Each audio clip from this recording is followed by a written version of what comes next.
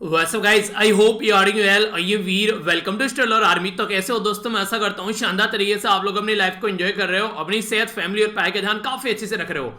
बड़ी शानदार और बहुत प्यारी बात बोली गई यहाँ पर, without discipline success is not possible. अगर लाइफ में आप लोग डिसिप्लिन अपने आप को नहीं रख पाओगे, एक प्रॉपर पैटर्न में अपने आप लोगों को नहीं ला पाओगे, तो यार सक्सेस जो है ना फिर वो दूर रहेगी आप लोगों से, कभी आप लोगों के पास में नहीं आएगी। जैसे ही आप लोग डिसिप्लिन में आएंगे, आप लोगों को अपनी लाइफ में बहुत सारे चेंज होते हुए नजर आएंगे। आप लोग अपने आप को प्रोडक्टिव पाएंगे, अपने टाइम को ज्यादा अच्छे तरीके से आप लोग यूटिलाइज करते हुए अपने आप को मोटिवेट भी कर पाएंगे, और इसी के साथ में जो भी काम आप लोग करेंगे उसमें आप लोग का मन लगेगा। पर लेकिन ये सारी चीजें डिसिप्लिन के बिना पॉसिबल नहीं है। तो अगर डिसिप्लिन आप लोग लाइफ में लेकर आ पाते हैं तो आप लोग अपनी लाइफ के जो भी गोल है वो इजी हो जाएंगे आप लोगों के लिए अचीव करना। और जितना ज्यादा आप लोग डिसिप्लिन से दूर रहेंगे उतना ही आप लोगों को ये गोल आप लोगों के पास में नहीं आएंगे, और इतना ही आप लोगों को ये प्रॉब्लम फेस होगी लाइफ में कोई भी चीजों को अचीव करने के लिए। तो अगर कुछ भी करना है तो सबसे पहले अपने आप को डिसिप्लिन में लाना है। पढ़ने का मन नहीं कर रहा है तो मन से थोड़ी ना होता है यार, मन थोड़ी ना आप लोगों का एग्जाम देगा। एग्जाम देने का भी मन नहीं करेगा तो एग्जाम देने नहीं जाओगे क्या? तो किसी भी काम को मन करे या फिर मन न करे, जो डिसाइड कर लिया है वो करना है। जब करने लगोगे उसको और आप लोगों को लगने लगे कि हाँ आप लोग कुछ ना कुछ अचीव कर रहे हो, तो फिर मन अपने आप लगने लगता है यार। पहले उस काम को करना स्टार्ट तो करो एक बार। पर लेकिन हम लोग क्या करते हैं, हम लोग पहले से ही सोच कर बैठते हैं कि मन नहीं लगेगा, पढ़ने का मन नहीं कर रहा है, कोई नहीं किताब लेकर बैठिए, 5-7 मिनट में मन करने लगेगा अपने आप। ये आदत आप लोगों को बनानी पड़ेगी। अगर ये आदत एक बार बन गई तो जिंदगी भर आप लोगों को फायदा पहुंचाएगी। बाकी एक इंपॉर्टेंट बात यहां पर ये कि मैंने बोला था कि मई मंथ की करंट अफेयर आप लोगों की कंबाइन एक वीडियो के अंदर मिल जाएगी। तो ये वीडियो आप लोगों को देखने को मिलेगी एग्जैक्ट 11 बजे, ठीक है। तो 11 बजे का प्रीमियर लगाया तो आप लोग इसको देख लेना, और पीडीएफ जो है वो टेलीग्राम से जाकर डाउनलोड कर लेना। ईपीएफओ अगर आप लोग तैयारी कर रहे हैं, फिर यूपीएससी, स्टेट पीसीएस, किसी भी एग्जाम की आप लोग तैयारी कर रहे हैं जो रिसेंटली भी होने वाला है, हर एक उस एग्जाम में फायदा पहुंचाएगी जहां एक साल का करंट अफेयर पूछा जाता है, ठीक है। तो ये आप लोग एंजॉय कर सकते हैं। पुरानी वीडियो भी आप लोग रिवाइज कीजिएगा जो ऑलरेडी आप लोगों को प्रोवाइड करा रखी है। तो काफी शानदार, काफी प्यारा और काफी इंटरेस्टिंग ये डिस्कशन रहने वाला है। आगे बढ़ने से पहले आप लोगों के सामने यहाँ पर ये क्वेश्चन है, इसको आप लोग अटेम्प्ट कीजिए। बात की जा रही है अबू मूसा आइलैंड के बारे में। तो बोला गया कि ये आइलैंड जो है वो कहां पर लोकेटेड है। तो एक मैं बेस्ट क्वेश्चन है आप लोग का। बोला जा रहा है यहाँ पर पर्शियन गल्फ, या फिर ब्लैक सी, या फिर कैस्पियन सी, या फिर मेडिटेरेनियन सी। तो कहां पर आप लोगों को देखने को मिलेगा ABCFD। तो आंसर तब तक आप लोग बताइए, वीडियो के एंड में फिर मैं आप लोगों को इसका आंसर बताता हूं डिटेल में, तब तक आप लोग इसको ट्राई कीजिए, ठीक है। बाकी आइए सबसे पहले हम लोग आज यहां पर एडिटोरियल डिस्कस करेंगे। काफी प्यारे एडिटोरियल है, काफी डिटेल में आप लोगों को डिस्कस करने वाला हूं मैं एडिटोरियल। और जो भी आप लोग यहां पर जानिएगा, कोशिश ये कीजिएगा जो भी क्वेश्चन मैं आप लोगों को लिखने के लिए देता हूं उसको आप लोग जरूर अटेम्प्ट करना, ठीक है। ये दो जो स्टार्टिंग के आर्टिकल है यहाँ पर ये बात कर रहे हैं देशद्रोह के बारे में। तो आप लोग कई बार बता चुका हूं सेक्शन 124 जो इंडियन पिनल कोड का है। तो ये एडिटोरियल के बाद में मैं आप लोगों को ओवरव्यू दे दूंगा इसका। वही बातें जो आज के डेट में लक्षद्वीप के अंदर चल रही है। एक लक्षद्वीप की जो फिल्म मेकर थी जिनका नाम था आयशा सुल्ताना, उनके ऊपर देशद्रोह का चार्ज लगाया। और साइड वाले आर्टिकल में जो बात की जा रही है, ये बात की जा रही है विनोद दुआ के बारे में, ठीक है। तो उनका जो केस था एक इंटरव्यू को लेकर, उनके ऊपर चार्ज लगाया गया। तो ये दोनों आर्टिकल को कंबाइन कर एक ओवरव्यू दूंगा, क्योंकि डिस्कस तो पिछले कुछ दिनों में मैं इसको लगभग 4 या 5 बार कर चुका हूं। तो फिर भी एक ओवरव्यू दे दूंगा, रिवीजन हो जाएगा। पर पहले मेन आर्टिकल डिस्कस करेंगे, ठीक है। ये जो आर्टिकल है यहाँ पर इंपॉर्टेंट आर्टिकल आप लोग बोल सकते हैं। बात की जा रही है प्राइवेटाइजेशन के बारे में। तो कई सारी जो इंडस्ट्री हमारी कंट्री में उनको प्राइवेटाइज किया जा रहा है गवर्नमेंट के द्वारा। तो क्या क्या बातें उसके बारे में समझेंगे। अभी हमारी कंट्री में जो आईटी मिनिस्टर हैं, ठीक है, रविशंकर प्रसाद साहब, उनका ट्विटर हैंडल जो है वो सस्पेंड कर दिया गया था। उसके बारे में आर्टिकल है, इसके ऊपर नजर डालेंगे।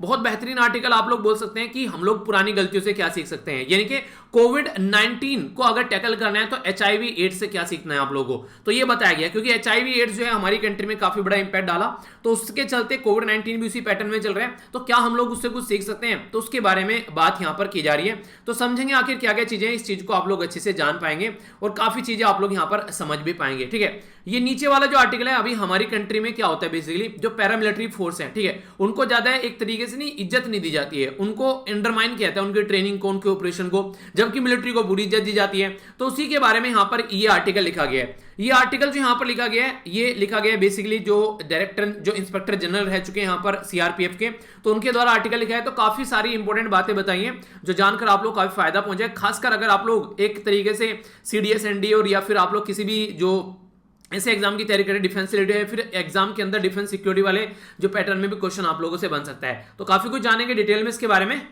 साइड वाला आर्टिकल एफडीए के बारे में है, जानेंगे एफडीए के बारे में क्या क्या बातें की जा रही है, तो इसके बारे में भी कई सारी इंटरेस्टिंग बातें जानने को मिलेगी। प्रीलिम्स के पॉइंट ऑफ से आप लोगों के लिए क्वेश्चन बन सकते हैं यहाँ पर, और वैसे आंसर राइटिंग में क्या क्या लिखने के लिए आ सकता है तो उसके बारे में हम लोग जिक्र करेंगे। ये है यहाँ पर कार्टून में, ये है डेटा पॉइंट, इसको भी एक बार देख लेते हैं। कार्टून में क्या बात की जा रही है, पंजाब में इलेक्शन होने वाले हैं तो उसी के बारे में यहाँ पर अभी देखने को मिल रहा है। ठीक है, एक साइड में यहाँ पर क्या है, तलवार है, एक साइड में बल्ला है, और यहाँ पर एक साइड में झाड़ू है, तो ये बोल रहे हैं कि झाड़ू से लड़ लो। ठीक है तो मतलब आप लोग बताइए, आप लोग क्या सोचते हैं इसके बारे में। तो 40 से 50 शब्द में आप लोग यहाँ पर इसको एक्सप्लेन कर सकते हैं, इसके बारे में क्या क्या आप लोग सोचते हैं, तो बताइएगा जरूर इसके बारे में आप लोग किस तरीके से इसको जानते हैं, वो किस तरीके से आप लोग सोच रहे हैं इसके बारे में। पंजाब के इलेक्शन के बारे में एक एनालिसिस किया जा रहा है। अरविंद केजरीवाल साहब की जो रैली होने वाली थी वो भी अलाउ नहीं की गई, तो कई सारे ऐसे मुद्दे थे। ठीक है, सबसे पहले यहां पर आप लोगों के सामने एक क्वेश्चन है, आप लोग इस क्वेश्चन को पढ़िए और फिर आप लोगों को इसका आंसर भी मिलेगा।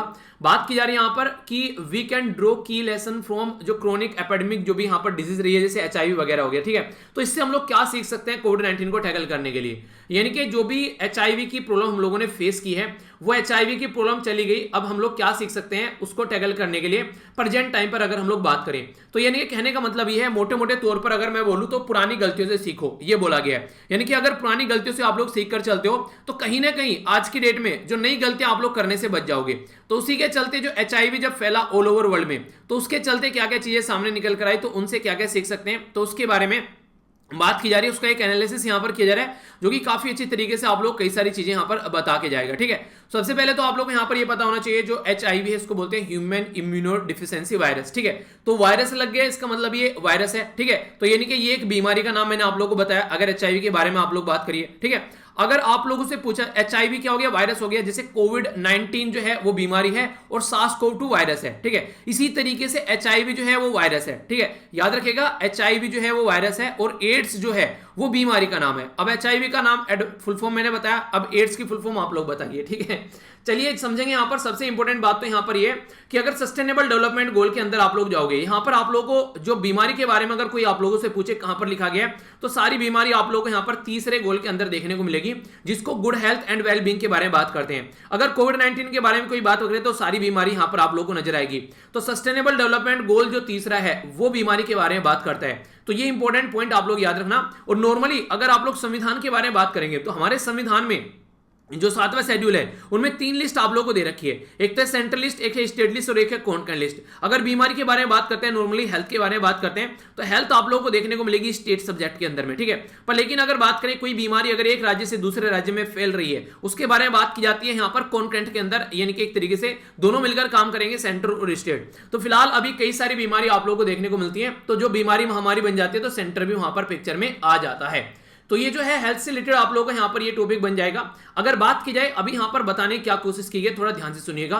बोला यह गया कि जब स्टार्टिंग में एड्स की बीमारी देखने को मिली, यानी कि बात की जा रही है कि जून 1981 में यहाँ पर जब पहली बार एड्स के केस निकल कर आए लॉस एंजलिस में, तो 5 गे पर्सन थे। गे पर्सन कौन होते हैं, जो एक तरीके से फिजिकल रिलेशन बनाते हैं यहाँ पर मैन और मैन। ठीक है, तो उनको आप लोग गे बोल देते हैं। अगर लड़की और लड़की यानी कि और एक तरीके से फिजिकल रिलेशन में जाते हैं तो उनको आप लोग लेस्बियन बोलते हैं। ये वो कम्युनिटी है जिसके बारे में सुप्रीम कोर्ट में केस भी हम लोगों ने डिस्कस किया था कि ये कम्युनिटी चाहे तो आपस में शादी कर सकती है, तो सेंट्रल गवर्नमेंट ने मना कर दिया शादी करने से। एक और बात बता दूं, कभी फिर बोलो, क्योंकि कई सारे ऐसे ये आर्टिकल होते हैं जो डिटेल में बात करते हैं कई सारी चीजों के बारे में। तो ये जो डिस्कशन आप लोग सुन रहे हैं, आज का जो डिस्कशन है स्पेशली, फिर बाद में आप लोग बोलते हैं अपने पेरेंट्स के साथ में बैठकर मत देखना, क्योंकि बहुत सारे ऐसे पॉइंट यहां पर आने वाले हैं। कुछ शब्द ऐसे बोलूंगा तो हो सकता है आप लोगों को सुनकर थोड़ा सा वो नहीं कहते कि आप लोगों को अनकंफर्टेबल फील हो जाए अगर बराबर में पेरेंट्स बैठे हुए होते हैं। ठीक है, तो अलग सुन लेना ये लेक्चर, क्योंकि पर लेकिन सारी ज्ञान की बातें, ये बातें पेरेंट्स को ही बतानी चाहिए बच्चों को। पर लेकिन हमारी सोसाइटी उस तरीके से डेवलप नहीं हुई है कि हम लोग बैठकर अपने पेरेंट्स के साथ में ऐसी बातें कर सकें। रीजन क्या है, एजुकेशन पर उतना फोकस नहीं दिया गया, वरना ये सारी बातें स्कूल में पढ़ाई जानी चाहिए, पेरेंट्स को बच्चों को बतानी चाहिए, अपने बड़े भाई भाई को छोटे भाई बहन को बतानी चाहिए, ताकि ये चीजें आगे न बढ़े। पर लेकिन हम लोग उतने ओपनली इन बातों को करते नहीं है, जिसकी वजह से दिक्कत देखने को मिलती है हमारी सोसाइटी में। और दुनिया भर के केसेस तो इसलिए आ जाते हैं क्योंकि हम लोग शर्माते हैं इनको बातों को करने से। उन्हीं की जान है तो जहान है, पर लेकिन हम लोग फिर भी जहान के बारे में ज्यादा फोकस देते हैं, जान को छोड़ देते हैं। इसकी वजह से दुनिया भर के केसेस हमारी कंट्री में इन सब चीजों के देखने को मिलते हैं। तो पहले आप लोगों को बता दूं, फिर आप लोग बोलते हैं कि सर पेरेंट्स के साथ में बैठ के लेक्चर देख रहे थे। वैसे देख लेना चाहिए, मुझे कोई दिक्कत नहीं है, पर फिर भी अगर कुछ ऐसे लोग हैं जिनको लगता है कि बहुत ज्यादा एक ऐसे फैमिली में आप लोग रह रहे हैं कि ऐसी बातें नहीं सुन सकते घर वालों के साथ में बैठ के, तो फिर थोड़ा साइड में हो जाइएगा, ठीक है। आइए बात करते हैं, तो यहाँ पर क्या क्या मुद्दे हैं पहले समझते हैं। यहाँ पर हम लोग बात करेंगे एचआईवी के बारे में, जिसको बोलते हैं ह्यूमन इम्यूनोडिफिशियेंसी वायरस, ठीक है।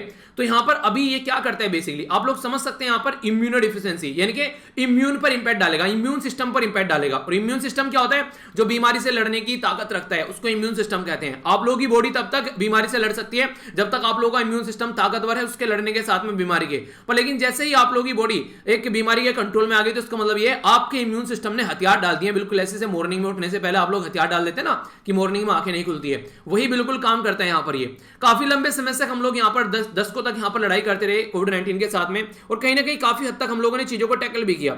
अगर 1981 से लेकर 2021 की बात करूं तो पूरे 40 साल हो चुके हैं कोविड-19 के साथ में लड़ते लड़ते, और काफी कुछ हम लोगों ने एक्सपीरियंस भी किया है, काफी कुछ हम लोगों ने सीखा है कोविड-19 के एचआईवी के साथ में लड़ते लड़ते 40 साल हो गए। अभी कोविड-19 से कैसे हम लोग यहाँ पर लड़ सकते हैं, तो कुछ ना कुछ हम लोग यहाँ पर सीख सकते हैं। क्योंकि अगर बात करें यहाँ पर हमारी कंट्री में भी काफी बड़ा रोल प्ले किया गया कोविड-19 को, कोविड-19 बार बार याद आ रहा है, एचआईवी को लेकर। एचआईवी जो है बेसिकली यहाँ पर 1997 से लेकर 2010 तक का काफी लार्ज स्केल पर हमारी कंट्री में देखने को मिला, और उसको कंट्रोल भी किया गया। सेंट्रल गवर्नमेंट के द्वारा काफी सारे प्रोग्राम चलाए गए, सेंट्रल गवर्नमेंट के द्वारा सपोर्ट किया गया, एक शॉर्ट टारगेट बनाए गए कई सारी चीजों को लेकर कि हाँ ऐसे ऐसे हम लोग को इनको रोकना है। पर लेकिन देखिए कंडीशन क्या बनती चलेगी। कंडीशन ये है कि हम लोगों ने जब हम लोग चीजों को सीरियस लेकर देखते हैं तब तक चीजें हमारे कंट्रोल में आ जाती है। पर लेकिन जैसे जैसे हम लोग ढीला एक तरीके से नहीं चीजों को ढीला छोड़ देते हैं कि हाँ हो जाएगा, चलो यार करंट अफेयर कवर कर लेते हैं, नहीं यार एंड में हो जाएगा, यार ये पॉलिटी पढ़ लेते हैं, नहीं यार एंड में हो जाएगा, ठीक है अभी तो बहुत टाइम बचा हुआ है, तो वो जो बहुत टाइम है वो लेकर डूब जाता है इंसान को। तो यहां पर बात करें तो नेशनल हेल्थ पॉलिसी लाई गई हमारी कंट्री में, यूएन सस्टेनेबल डेवलपमेंट गोल के बारे में भी आप लोगों को बात की। तो 2030 तक का टारगेट रखा गया कि हम लोग कोविड-19 को बेसिकली चित कर देंगे, उन्हें हरा देना, उन्हें कहते हैं अखाड़े में चित कर देना। पर लेकिन ऐसा कुछ हुआ नहीं जैसा तरीके से बोला गया। फाइट तो की यहां पर एचआईवी के साथ में, कई सारी चीजें भी की हम लोगों ने, कई सारे प्रोग्राम भी लाए और कई सारी अवेयरनेस के कैंपेन भी चलाए। तो यहां पर ये तक बता दिया हम लोगों ने जनता को कि हाँ मदर से बच्चे में ये एचआईवी पहुंच सकता है। मान लीजिए मदर जो है उसको जो कोई ये एक तरीके से एचआईवी की बीमारी हो गई, ठीक है, ये तो मदर से बच्चे को ट्रांसफर हो सकता है, तो इसलिए काफी फोकस दिया गया हमारे देश में। इसी के साथ में अगर एक इंसान को ब्लड लेना है किसी इंसान से, आप लोगों को याद होगा मैंने डिस्कस किया था कि साउथ इंडिया के अंदर एक केस था जिसमें एक प्रेग्नेंट वुमेन को खून की जरूरत थी, तो उसको ब्लड दिया गया और वो जो ब्लड था वो एचआईवी पॉजिटिव इंसान का था। इसकी वजह से जच्चा और बच्चा दोनों की जान खतरे में पड़ गई। तो ऐसी भी कंडीशन यहां पर देखने को मिलती है। तो कई सारे ऐसे प्रोग्राम चलाए गए जिसके चलते इसको रोक सके। यहाँ पर एंटीनेटल जो प्रोटोकॉल रखी यहाँ पर कोविड-19 कैसे रोकना है ताकि बच्चे को एक तरीके से मां से बच्चे को नहीं पहुंच सके। और दूसरा ब्लड बैंक में भी कई सारे अपग्रेडेशन किए गए ताकि ब्लड का जो सेल है वो बैन किया गया, कई प्रॉपर तरीके से पैटर्न फॉलो किए गए ताकि ये दिक्कतें न देखने को मिले। तो कई सारे एक्सीलेंस अवेयरनेस प्रोग्राम चलाए गए, कई सारे इंटेंसिव फॉलोअप एक्शन भी लिए गए कि हाँ ये सही था ये गलत था, अब ऐसे हो गया तो इसको ऐसे सही कर लेते हैं। तो कई सारी ऐसी चीजें की गई। तो इस तरीके से यहाँ पर काफी सिग्निफिकेंस डिक्लाइन हुआ यहाँ पर जब कोविड-19 के केसेस के बारे में बात की जाती है। पोस्ट इलेक्शन जब 2014 के इलेक्शन हुए यानी कि प्रेजेंट जो टाइम पर ये पॉलिटिकल पार्टी हमारी एक तरीके से पावर में आई, तो उस टाइम पर जो एड्स को ये बोला गया कि आने वाले टाइम में इसको कंट्रोल करके बिल्कुल खत्म करना है, ठीक है।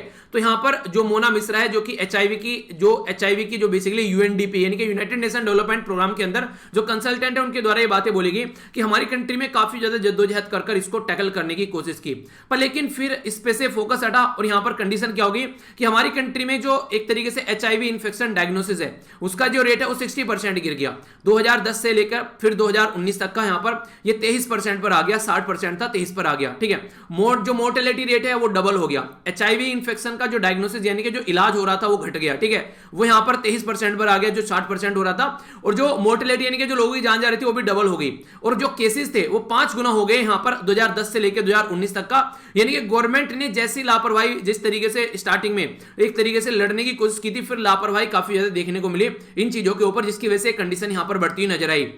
अगर बात करें हमारी कंट्री में नेशनल एड्स कंट्रोल ऑर्गेनाइजेशन के द्वारा एचआईवी के जो एस्टिमेशन केसेस 2019 में, तो 58,000 के केस जो है इससे रिलेटेड जो डेथ आप लोगों को देखने को मिली, 58,000 एड्स से रिलेटेड डेथ हुई यहाँ पर, और 69,000 के करीब एचआईवी इन्फेक्शन एडेड हुए यहाँ पर। यानी कि 2.3 मिलियन जो पीपल हैं एचआईवी के साथ में और यहाँ पर ऐड हो गए हमारी कंट्री में, टोटल मिलाकर 2.3 मिलियन का मोटे मोटे तौर पर बोलो तो 23 लाख आप लोग बोल सकते हैं, क्योंकि 1 मिलियन में 10 लाख होता है। तो केस जो है वो कम नहीं है, तो काफी लार्ज स्केल पर यहाँ पर केस केस देखने को मिले हमारे देश के अंदर में। आखिर ये केस जो है किस पैटर्न में आप लोगों को देखने को मिलेंगे? देखिए कई सारी चीजें आप लोगों को देखने को मिलती हैं आज की डेट में। अगर देखा जाए जो इंसान की जो कंडीशन है, अगर बात करें हम लोग किसी के सेक्स का बिहेवियर है, यानी कि हमारा एक नेचुरल डिजायर होती है कि इंसान को कि हाँ वो सेक्स का एक उसके अंदर डिजायर होती है। रीजन क्या है? जैसे जैसे इंसान की बॉडी डेवलप होती है, ग्रो होती है, तो उसके अंदर वो चीजें अपने आप फीलिंग डेवलप होनी स्टार्ट हो जाती है। ये नेचुरल फिनोमिनन है, इसमें किसी का कंट्रोल नहीं है, चाहे कोई भी क्यों ना हो। अगर ये फिनोमिनन नहीं होगा तो फिर आगे चलकर इंसान की जो एक तरीके से धरती पर जो एक तरीके से इंसान की जो रहकर यहां पर हमारी जो पॉपुलेशन बढ़ रही है, हम लोग जिस तरीके से सोसाइटी हमारी बनी हुई है, तो एक तरीके से ये सारी जो चीजें चल रही है, पूरा समाज जिसके ऊपर टिका हुआ है, वो नॉर्मली आप लोगों को देखने को मिलेगा कि उसका एक बेसिक एक फिनोमिनन है कि हाँ इंसान के अंदर एक डिजायर होती है, तो उसके अंदर एक फिजिकल रिलेशन बनाने की इच्छा होती है, उसके बाद में फिर ये चीजें आगे बढ़ना स्टार्ट हो जाती है। तो ये नेचुरल डिजायर जो है कई सारे लोग जो उसको कंट्रोल नहीं कर पाते हैं, ठीक है। तो उसको कंट्रोल अगर कोई इंसान नहीं कर पा रहा है तो फिर असुरक्षित यौन संबंध, फिजिकल रिलेशन किसी के साथ में बना रहा है, तो उसकी वजह से बहुत सारे लोग जो है उसके चपेट में आ जाते हैं। पर दिक्कत पता है क्या है? इसके बारे में हम लोग चर्चा भी नहीं करते हैं बच्चों के साथ में। अगर कोई बच्चा ऐसा हो गया जिसकी एज जो है वो पबर्टी क्रॉस कर रही है, तो उसके साथ में बात करनी चाहिए कि हाँ यार ये ऐसे ऐसे तेरी बॉडी में चेंज होंगे, ठीक है, ये ऐसे ऐसे तरीके से तुमको दिक्कत देखने को मिल सकती है, ठीक है। जैसे कि गर्ल्स को जो होंगे पीरियड से स्टार्ट हो जाते हैं, ठीक है, तो इसी तरीके से बहुत सारी चीजें होती हैं। यहाँ पर उन चीजों के बारे में हम लोग बात नहीं करते हैं, तो अगर उनके बारे में बात करेंगे तो काफी लार्ज स्केल पर ये चीजें हम लोग कंट्रोल कर पाएंगे, पर लेकिन बात नहीं करते हैं। तो उसकी वजह से क्या होता है, एक कहीं ना कहीं सोसाइटी में जो बच्चे होते हैं वो यहाँ पर इसको बड़े ही अलग तरीके से लेते हैं। क्यों? क्योंकि कोई बात ही नहीं कर रहा उसके बारे में, और जिस चीज के बारे में बात नहीं की जाती उसके बारे में बहुत बात होती है, पर लेकिन सारी बातें छुप छुप के होती हैं। कहने का मतलब ये कि अगर किसी को पता है कि ये इंसान ये काम कर रहा है तो सब बता देंगे कि अच्छा ठीक है ये काम कर रहा है, सारी चीजें क्लियर हो जाएंगी। पर पता नहीं है ये काम कर रहा है तो सारे अलग अलग बताएंगे, नहीं यार ये ना ये कर रहा है, नहीं ना ये ना वो कर रहा है, अच्छा ना ऐसा होगा, ये कुछ नहीं कर रहा है, ठीक है। तो उसके बारे में अलग अलग बातें चलेंगी। तो यही बातें, अगर कोई बात क्लैरिटी है समाज में, उसमें आराम से कोई बातें नहीं होंगी, पर जिसको दबाया जाता है उसके बारे में छुप छुप कर लोग बातें करेंगे। अगर बात करें यहां पर MSM यानी कि man who have sex with man, यानी कि एक इंसान अगर इंसान के साथ में सेक्स करता है तो इसको नॉर्मली गे बोलते हैं। बहुत लार्ज स्केल पर ये जो बेसिकली जो एड्स की बीमारी है वो यहां से निकल कर आई। इसी के साथ में इंजेक्शन लगाए ड्रग्स के, मान लीजिए कोई दो नशीली पदार्थ का सेवन करने वाले लोग हैं, एक ने इंजेक्शन ठोका अपनी बॉडी में, उसी इंजेक्शन को दूसरे ने ठोक लिया। आप लोगों ने देखा होगा ना, डॉक्टर अगर कभी भी अगर सुई लगाता है, इंजेक्शन लगाता है, तो नया हमेशा इंजेक्शन यूज करेगा, नई निडल यूज करेगा हमेशा। पर लेकिन ऐसा यहां पर नहीं होता है, यहां पर तो जैसे तैसे काम चल रहा है, तो वही एक दूसरे को ठोकते जा रहे हैं, उसकी वजह से देखने को मिलेगा। माइग्रेंट और सेक्स वर्कर जो आप लोगों को देखने को मिलेगा, ये काफी लार्ज स्केल पर, मैंने आप लोगों को एक मूवी बोली थी ना, उसमें क्या क्या कंडीशन दिखाई गई है, मैंने उसको शेयर भी किया था आई थिंक शायद टेलीग्राम पे। जो मूवी थी वहां पर वो गीता, क्या नाम याद निकल गया उसका, वो जो थी उसमें ये दिखाया गया कि एक तरीके से सोसाइटी के अंदर अगर देखा जाए एक पर्टिकुलर एक एज, एक अधेड़ उम्र का एक इंसान होता है, उसको एड्स की बीमारी होती है। वो क्या करता है, उसको किसी ने ये बोला कि तुम्हारी एड्स की बीमारी ठीक हो जाएगी अगर तुम एक तरीके से जो वर्जिन लड़की हैं उनके साथ में अगर तुम फिजिकल रिलेशन बनाओ। और वो क्या करता था, अलग अलग एरिया से लड़कियों को खरीद कर लेकर आता था, एक तरीके से पकड़ पकड़ कर लेकर आता था, जो कोई बेच रहा है तो उसको खरीद लेता था, और फिर उनके साथ में फिजिकल रिलेशन बनाता था, और फिर उनको जाकर जो एक तरीके से जहां पर देह व्यापार किया जाता है लड़कियों का, फिर वहां पर ले जाकर उनको बेच देता था। तो एक कंडीशन दिखाई गई उस मूवी में कंप्लीटली। तो वो कंडीशन क्या है, ऐसी भी चीजें यहां पर सोसाइटी में भ्रांति है कि एड्स की बीमारी ऐसे ठीक हो जाती है, किसी ने बता दिया उस इंसान को, तो वो हरकतें किया जा रहा है ऐसी। और ये एक ट्रू रियलिटी स्टोरी थी जहां पर जिसके बारे में देखने को मिली। ट्रक ड्राइवर, काफी लार्ज स्केल पर बोला जाता है कि ट्रक ड्राइवर जो है, जहां भी रास्ते में कहीं भी कुछ भी इस तरीके की कंडीशन बनती है, तो ये एक तरीके से फिजिकल रिलेशन जो बनाता है, काफी लार्ज स्केल पर कोविड-19 के शिकार, फिर कोविड-19 एड्स के शिकार होते हैं, ठीक है। तो ये इस तरीके से कंडीशन देखने को मिलती है कि ये केसेस जो है वो दर बदर बढ़ते जाते हैं, क्योंकि इसके बारे में अवेयरनेस नहीं रहती है, प्रोटेक्शन यूज नहीं करते हैं। आप लोगों ने देखा होगा नॉर्मली अगर एनसीईआरटीज के अंदर भी कई बार यहां पर इन चीजों के बारे में बात की जाती है, कंडोम वर्ड कितनी बार यूज किया गया है, ठीक है। मूवीज बन चुकी हैं कि हाँ इनके ऊपर, जैसे कि आप लोगों ने देखा होगा हमारी कंट्री में जब विकी डोनर मूवी बनी तो वहां पर स्पर्म के बारे में बात की गई, पर लेकिन लोग जो है आज के डेट में इनके बारे में बात नहीं करते। पीरियड साइकिल के बारे में बात की गई, अभी जो पैडमैन मूवी बनी, फिर भी चीजें कुछ डिस्कस की जा रही है, पर लेकिन उस स्केल पर नहीं जैसे डिस्कस करनी चाहिए। बहुत सारी औरतें इसलिए हमारी सोसाइटी में डेथ हो जाती है क्योंकि वो पीरियड्स के टाइम पर पैड्स नहीं मिल पाती उनको, तो गंदे एक तरीके से कुछ कपड़े होते हैं, एक तरीके से रिपीटेडली उनको यूज करना, प्रॉपर उनसे धुलानी है, मतलब ऐसे ही नॉर्मल पानी में धुल देना उनको। ये सारी चीजें हमारी कंट्री में जब स्टडी की गई ना, तो यार जब आंकड़ा सामने निकल कर आया तो दांतों तले उंगली दबा ली लोगों ने कि यार इसकी वजह से भी इंडिया के अंदर महिलाओं की जान जा रही है। ठीक है, एक तरीके से मिट्टी तक यूज किया गया। यहाँ पर आधे एरिया ऐसे होता है जहां पर मिट्टी तक यूज की जाती है, जो ये वाला ब्लड आता है उसको बेसिकली पहुंचने के लिए। समझिए यार, मिट्टी क्या तरीके का इन्फेक्शन क्रिएट करेगी, वो मिट्टी से इतना सारा, एक तरीके से हम लोग अगर बात करें तो कितने सारे उनके अंदर हम लोग केमिकल डालते हैं खेती करने के लिए, तो फिर कहां से इंसान बचेगा। तो कई सारी महिलाओं की जान इसकी वजह से भी गई हमारे देश में। तो अगर बात करें इसके बारे में तो सबसे इंपॉर्टेंट चीज अब यह है, टेक्नोलॉजी आ गई सामने, डेटिंग ऐप है, तो जरा सी देर में ऐप पे गए, एक तरीके से डेट के बारे में बात की और फिर पहुंच गए, फिजिकल रिलेशन बनाया पर्टिकुलर पर्सन के साथ में, और पता चला वो उसको एड्स की बीमारी थी। पता कहां से चलेगा, जाना ही नहीं, बस आप पहले ही एक तरीके से बह गए उसमें, तो उसकी वजह से एक कंडीशन देखने को मिली। तो कई सारी ऐसी चीजें यार सोसाइटी के अंदर जो कहने के लिए तो हैं, पर लेकिन रियलिटी में काफी बर्बाद चीजें हैं, जिनके बारे में हम लोग को बात करना चाहिए, पर हम लोग बात नहीं करते हैं, तो इसकी वजह से चीजें देखने को मिलती हैं। कोई भी बीमारी इतनी बड़ी नहीं है जिसको रोका ना जा सके, और कोई भी चीज इतनी एक तरीके से नहीं है जिसको हम लोग कंट्रोल ना कर सके। पर लेकिन क्या है, स्ट्रॉन्ग पॉलिटिकल विल होनी चाहिए, लीडरशिप होना चाहिए, फाइनेंशियल सपोर्ट, पैसा काफी ज्यादा जरूरी है, बिना पैसे के कुछ हो ही नहीं सकता, तो काम चलेगा जरूर। एक्टिविज्म होना चाहिए सोसाइटी के अंदर, किसके बारे में अवेयरनेस फैलाई जाए, गवर्नमेंट को पार्टिसिपेट करना चाहिए प्रॉपर वे में। इसके ऊपर एक किताब भी है, अगर एग्जाम में पूछ ली जाए तो याद रखिएगा थोड़ा, सेलिब्रेटिंग स्मॉल विक्ट्री। तो कोविड-19 से रिलेटेड बोला गया कि my journey through 2 decade of covid response, ठीक है। तो JVR जो यहां पर प्रसाद राव के द्वारा यहां पर ये लिखा गया है, ठीक है। तो इस किताब का नाम याद रखिएगा, क्वेश्चन बन सकता है। तो बोला यही गया है कि यार कोई भी बीमारी आप लोग रोक सकते हो अगर economist, scientist, doctor, researcher, society और जो पॉलिसी मेकर है अगर साथ में आ जाए उसको टैकल करने के लिए, तो कोई भी ऐसी बीमारी नहीं है इस पृथ्वी पर जिसको आप लोग रोक नहीं सकते। तो इसलिए अगर कभी भी आप लोग यहां पर कोई भी बीमारी के बारे में बात की जाए तो उनको आप लोग रोक सकते हो, पर लेकिन आप लोगों को चीजों को ध्यान रखना पड़ेगा। अभी मैं आप लोगों को एक पॉइंट और बता दूं, हालांकि इस आर्टिकल में मेंशन नहीं है। पंजाब के अंदर जब यहां पर बात की गई कि नशीले पदार्थ का यूज किया जा रहा है काफी लार्ज स्केल पर जनता के द्वारा, तो बहुत सारी जो महिलाएं, फीमेल जो है, उनके द्वारा भी देखने को मिला कि इस दवाई का इस्तेमाल किया जा रहा है। पर लेकिन जब उनका इंटरव्यू किया गया तो वो इसको लत को क्यों नहीं छोड़ पा रही है, उनके द्वारा बोला गया कि हम ये सारे काम जो है छुप छुप कर करते हैं। अगर यहां पर सोसाइटी में पता चल गया तो बहुत बुरी दिक्कत हो जाएगी, इसीलिए वो अपना इलाज करवाने डॉक्टर तक नहीं जा पाती है। खुद इंटरव्यू में एक वुमेन के द्वारा बोला गया जिसको लत लग चुकी थी एक नशीले पदार्थ की, जो उसको छोड़ना चाह रही थी, पर लेकिन उसके बाद में सॉल्यूशन नहीं था। तो ये कंडीशन आप लोग समझ सकते हैं, ये एक ऐसी सोसाइटी है जहां पर इंसान को एक बार गलत तरीके से कहीं पड़ जाए तो उसको बदनाम तो कर सकते हैं, पर लेकिन ऐसा नहीं कि उसको थोड़ा सा सहारा देकर उस जो एक गटर में से उसको निकाल दिया जाए। तो ये काफी एक गलत माहौल देश के अंदर देखने को मिलता है, जिसके बारे में आप लोगों को बातें करनी चाहिए, डिस्कस करना चाहिए। अगर कोई कंडीशन है तो उसको रोकना चाहिए। तो ये है कुछ बातें, आई होप कि आप लोग समझेंगे, और आगे कभी फ्यूचर में कोई ऐसी कंडीशन बनती है तो उसको कम से कम आप लोग उसको अंडरस्टैंड करके उसको रोकने की कोशिश करेंगे, ठीक है, कहीं भी अगर मौका मिले तो। ओके, अब क्वेश्चन का आंसर आप लोग दे सकते हैं कि जो जो हम लोगों ने गलतियां की हैं कोविड-19 को टैकल करने, उसको HIV को टैकल करने में, कोविड-19 में कम से कम वो गलतियां ना करें। सारी चीजें हमारे पास में अवेलेबल है, तो उसको ढंग से यूटिलाइज कर उसका एक्सपीरियंस हम लोग यहां पर यूज कर सकते हैं, ठीक है। ये था आर्टिकल। आइए अब आगे चलेंगे नेक्स्ट आर्टिकल की ओर। आप लोगों ने देखा होगा नॉर्मली हमारी कंट्री में एक तो होती है मिलिट्री, एक होती है पैरामिलिट्री। तो मिलिट्री और पैरामिलिट्री में क्या डिफरेंस है नॉर्मली अगर देखा जाए तो यहां पर जो मिलिट्री होती है वो हमारी एक्सटर्नल एरिया में सिक्योरिटी करती है, जैसे आर्मी, एयरफोर्स, नेवी।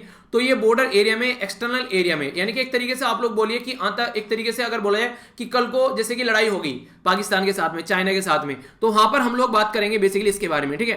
तो यहां पर आप लोगों ने मूवी भी देखी होगी सनी देओल की, ठीक है, बॉर्डर मूवी। उसमें क्या दिखाया गया, उसमें यह दिखाया गया नॉर्मल तरीके से कि किस तरीके से आज के डेट में अगर आप लोग बात करिए कहीं पर भी अगर कोई इस तरीके की लड़ाई होती है तो स्टार्टिंग में BSF वहां पर लड़ रही थी, फिर BSF के हटते वहां पर आर्मी आ गई जैसे युद्ध स्टार्ट हुआ, ठीक है। तो पैरामिलिट्री फोर्स जो है, मेरे कई सारे फ्रेंड हैं यहाँ पर पैरामिलिट्री फोर्स में, CSF में हैं, कई सारे ऐसे हमारे जैसे भी फैमिली के मेंबर हैं जो असिस्टेंट कमांडेंट हैं, जिनके बारे में आप लोगों से कई बार बात भी की है, जो कि ऑलरेडी UPSC के थ्रू सेलेक्ट हो चुके हैं, तो उनसे भी कई बार बातें होती रहती हैं। तो इससे ये पता चलता है आज की डेट में अगर आप लोग देखिए कि यहां पर कहीं ना कहीं एक दिक्कत है आज के डेट में। हम लोग आर्मी को तो पूरा सपोर्ट करते हैं, आर्मी को पूरा सैल्यूट करते हैं, पर लेकिन जो भी यहां पर जान जाती है मैक्सिमम इंटरनल ऑपरेशन में, जैसे माओइस्ट ऑपरेशन हो गए, कुछ ऐसे ऑपरेशन, हम लोग पैरामिलिट्री फोर्स के बारे में ज्यादा बातें नहीं करते हैं, इवन क्वेश्चन मार्क लगाने लगते हैं अगर उनके काम के बारे में बात करें। तो याद रखिएगा सेंट्रल आर्म पुलिस फोर्स बोलते हैं, इसका पेपर भी होता है, आप लोगों ने सुना होगा, CAPF का पेपर आप लोगों ने देखा होगा, असिस्टेंट कमांडेंट के लिए भी होता है और नीचे लेवल के लिए SSC भी कंडक्ट कराती है। इसमें नॉर्मली अगर देखा जाए तो BSF होता है जिसको बॉर्डर सिक्योरिटी फोर्स आप लोग बोलते हैं, ठीक है। इसी के साथ में सेंट्रल रिजर्व पुलिस फोर्स जिसको CRPF आप लोग बोलते हैं, ये याद रखना, सेंट्रल इंडस्ट्रियल पुलिस फोर्स जिसको CSF आप लोग नॉर्मली बोलते हैं, ITBP Indian Tibetan police force आप लोगों को देखने को मिलेगी, और SSB को बोलते हैं सशस्त्र सीमा बल। तो ये आप लोग यहां पर पैरामिलिट्री फोर्स के अंदर आती है। ये जो फोर्स आप लोग को यहां पर देखने को मिलेगी, ये याद रखना, ये फोर्स किसके अंदर आती है, ये होम मिनिस्ट्री के अंडर में आती है। नॉर्मली हमारी जो बात करेंगे अगर आप लोग जैसे कि मिलिट्री के बारे में, तो वो आप लोग को डिफेंस मिनिस्ट्री के अंडर देखने को मिलेगी, पर ये सारी जो आती है होम मिनिस्ट्री के अंडर में आती है। और इंटरनल सिक्योरिटी का जब इशू के बारे में बात करते हैं तो होम मिनिस्ट्री आप लोग को यहाँ पर देखने को मिलती है। इसके बारे में कुछ इंपॉर्टेंट बातें कुछ मैं आप लोगों को और बताऊं, यहाँ पर क्वेश्चन भी आप लोगों से पूछे जा सकते हैं। हमारी कंट्री के जो बॉर्डर एरिया है किस किस फोर्सेज के द्वारा सिक्योर किए जाते हैं इंटरनल साइड में? इंडिया और पाकिस्तान के बॉर्डर पर और इंडिया और बांग्लादेश के बॉर्डर पर दोनों जगह बीएसएफ है, ठीक है, इंपॉर्टेंट है, याद रखना। इंडिया नेपाल और इंडिया भूटान के बॉर्डर पर सशस्त्र सीमा बल है। इंडो चाइना या फिर तिब्बत बोल सकते हैं तो इंडो तिब्बतन पुलिस फोर्स है।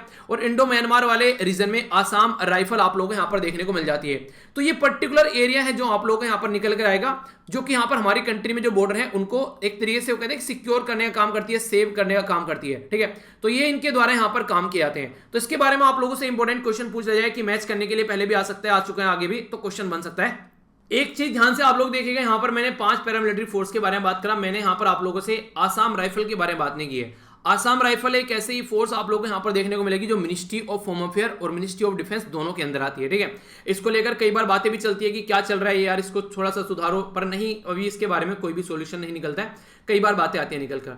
चलिए जो भी अभी समझ लेते हैं यहाँ पर। तो हमारी जो ये आर्टिकल अभी हमारा लिखा गया है, ये जो पर्सन है वो ऑलरेडी जो इंस्पेक्टर जनरल रह चुके हैं सीआरपीएफ में, उनके द्वारा ये आर्टिकल लिखा गया है, तो इसलिए वो अंदर की बातें जानते हैं कि क्या क्या चल रहा है, ठीक है। तो इनका नाम भी आप लोग चाहे तो याद रख सकते हैं, कई सारे आर्टिकल लिखे जाते हैं सिक्योरिटी के ऊपर इनके द्वारा, जो कि मैंने ऑलरेडी कई बार आप लोगों से डिस्कस भी किए हैं कि हाँ ये पर्टिकुलर पर्सनैलिटी कई सारे आर्टिकल लिखते हैं। तो इनका नाम है एमपी नथवाल, ठीक है, एमपी नथानेल, ठीक है। तो इनके द्वारा ये आर्टिकल लिखे जाते हैं। तो बात कर लेते हैं क्या क्या बातें की जा रही है। Central arm police force CAPF, तो यहाँ पर ये कई बार सफर करती है, कई सारी प्राज्य यहाँ पर देखने को मिलती है। तो जैसे यहाँ पर कोई हार हो गई, जैसे हमारी कंट्री में जैसे कि माओइस्ट ने अटैक किया, तो सीआरपी पैरामिलिट्री फोर्स के कुछ जवानों की जान चलेगी, तो वहां पर तुरंत उनके बारे में बात करना स्टार्ट कर देते हैं कि यहाँ पर हम लोग ढंग से इनको ट्रेनिंग प्रोवाइड नहीं करा पा रहे हैं, ये ढंग से चीजें नहीं कर पा रहे हैं, सही तरीके से काम नहीं कर पा रहे हैं। तो वो सारी चीजें जरा सी देर में यहाँ पर हम लोग को देखने को मिल जाती है। एक्स सर्विसमैन जो होते हैं खासकर आर्मी के, वो भी आकर सजेशन देने लग जाते हैं कि सीआरपीएफ को ऐसे करना चाहिए, वैसे करना चाहिए। कई सारे टीवी चैनल पर अगर कोई ऐसा इशू निकल कर आता है तो क्या करेंगे, वो आर्मी के या फिर एयरफोर्स के जो रिटायर्ड पर्सन है उनको डिस्कशन में बुलाएंगे, जबकि उनका दूर दूर से कोई नाता भी नहीं है इंटरनल ऑपरेशन में, पैरामिलिट्री के फोर्सेज में उनका कोई नाता भी नहीं है दूर दूर तक, पर लेकिन फिर भी क्या करते हैं, इनको बुलाते हैं डिस्कशन करने के लिए, और फिर वो अपनी बातें बताते हैं, अपना एक्सपर्ट ओपिनियन वहां पर देते हैं जो भी बातें।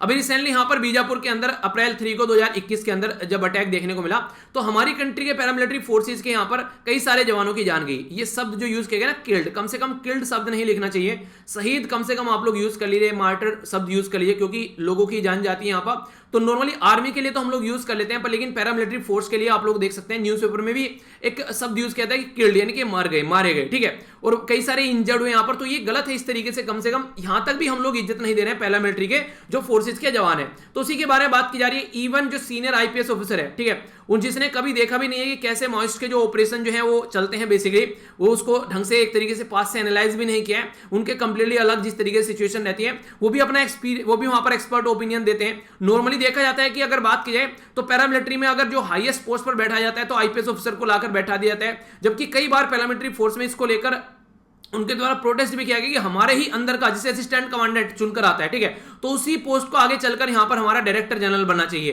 पर लेकिन वो भी मुद्दा कई बार न्यूज में आता है और फिर दब जाता है, यानी कि हमारा एक्सपीरियंस है, हमारे ही लोग यहां पर आने चाहिए ऊपर। जिस तरीके से अगर बात की जाए मिलिट्री के अंदर, थोड़ी ना कोई आईपीएस जाकर मिलिट्री की जो सर्विस है उसको लीड करेगा, वहां पर ऑलरेडी मिलिट्री के ऑफिसर रहते हैं। तो जब यहां पर पैरामिलिट्री की बात आती है तो हम लोग आईपीएस को क्यों बैठा देते हैं, क्यों पैरामिलिट्री से यहां पर किसी पर्सन को लेकर ऊपर नहीं जाते हैं, तो इसके ऊपर भी कई बार बातें की जाती है। अभी प्रेजेंट टाइम पर अगर बात की जाए तो सीएपीएफ जो है उसके पर्सनल को बुलाता है कि अच्छी जगह से अच्छे तरीके से उनको ट्रेन नहीं किया जाता है, ठीक है।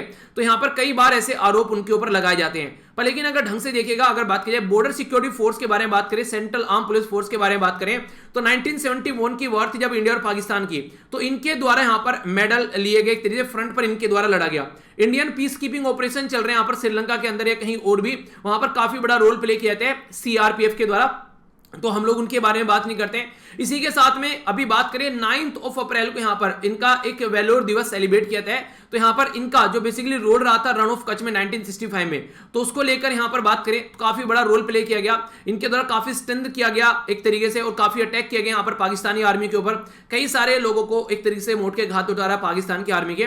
तो सीआरपीएफ के द्वारा 34 पाकिस्तान के जो सोल्जर थे उनकी जान ली गई, और इसमें हमारी कंट्री के भी यहाँ पर कई सारे जवान जो है वो शहीद हो गए, लगभग 6 के करीब। ठीक है, इसी के साथ में बात करें नॉर्थ ईस्ट रीजन के अंदर जो हमारा राज्य है उसमें बात करिए आप लोग, यहाँ पर सीआरपीएफ के जवान जो है काफी लार्ज स्केल पर शांति बनाए रखने में वहां पर सक्सेसफुल हो पाते हैं, जो भी यहां पर ऑपरेशन चलाए जाते हैं। इंसर्जेंसी जो भी होती है उस पर्टिकुलर रीजन में सीआरपीएफ के जो जवान है वो काफी जान देकर अपनी जान पे एक तरीके सबसे ज्यादा जो आज के हमारी कंट्री में जो शहीद होते हैं वो सीआरपीएफ के जवान होते हैं अगर देखा जाए तो। ठीक है, सीआरपीएफ जो है यहाँ पर वो पंजाब पुलिस फोर्स के साथ मिलकर काफी लार्ज स्केल पर सिचुएशन को कंट्रोल किया। इसी के साथ में सीआरपीएफ के जवान जो है कश्मीर पुलिस के साथ मिलकर काफी सारे मिलिटेंट को यहाँ पर एक तरीके से कंट्रोल कर चुके हैं, काफी सारे लोगों की जान बचा चुके हैं, और काफी सारे लोगों की जान भी गई है यहाँ पर। ठीक है, तो आर्मी जो है उसके द्वारा कभी भी ऑपरेशन में इनिशिएटिव वो एक तरीके से कंबाइन मिलकर काम नहीं किया। श्रीनगर में सारे ऑपरेशन चलाए गए यहाँ पर सीआरपीएफ और स्टेट की पुलिस के द्वारा, तो उनके द्वारा काफी लार्ज स्केल पर चीजों को कंट्रोल किया गया। जब चीजें काफी ज्यादा लार्ज स्केल पर बढ़ जाती है, आउट ऑफ कंट्रोल हो जाती है, तब आर्मी आती है। नॉर्मली एक शांति बनाए रखने का काम कौन कर रहा है,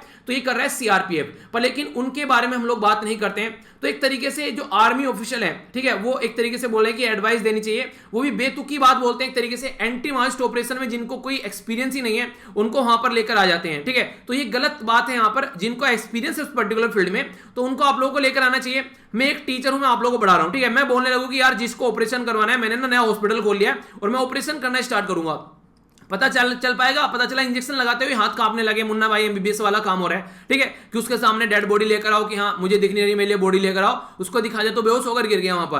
तो ये वाली कंडीशन देखने को मिलेगी। तो एक्सपीरियंस जिनको है उस पर्टिकुलर मॉइस्ट वाले ऑपरेशन में, उस पर्टिकुलर एरिया में, उनको आगे लेकर आओ ना। आर्मी तो कभी मॉइस्ट के साथ में लड़ी नहीं है, आर्मी को तो हम लोग कभी लाते ही नहीं है मॉइस्ट के सामने। हम लोग बोलते हैं इंटरनल चीजें हैं, आर्मी तो एक्सटर्नल वॉर से लड़ने के लिए होती है। तो फिर आर्मी की किस तरीके से हम लोग एडवाइस यहां पर आकर इनके ऊपर थोपी जाती है सीआरपीएफ के द्वारा, उस सीआरपीएफ के ऊपर उनको हम लोग क्यों अलग नहीं करते हैं? तो हाँ, एक्सपीरियंस है, चलिए शेयर कर लीजिए, पर लेकिन कंप्लीटली इग्नोर कर देते हैं सीआरपीएफ की जो एक्सपर्टीज है उसको।